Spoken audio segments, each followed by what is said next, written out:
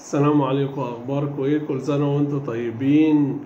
الراجل الزملكاوي اللي كان جاي من المانيا عشان يحتفل بالوداد، اللي هو مش عارف يحتفل بالزمالك، وعشان الزمالك ما بيوصلش لنهائي ابطال افريقيا ولا حاجه من سنين، من يوم القضيه ممكن.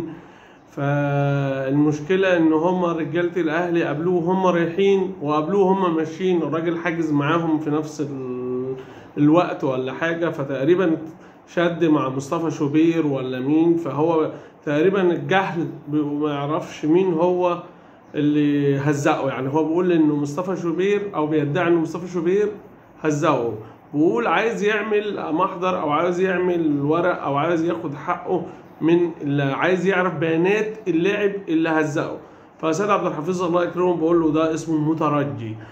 فهو الراجل يعني خلاص هنقول له ايه؟ يعني المترجي هو اللي هزقك، مال شوبير ومال مصطفى ابنه ومال الموضوع ده بيك يا كابتن؟ وانت صارف وتعبان وجاي من المانيا لغايه المغرب، عايزينك تصرف وتتعب تيجي برضو من المانيا تشوف الزمالك هيلعب مش هيلعب، هيكسب مش هيكسب، هيخسر.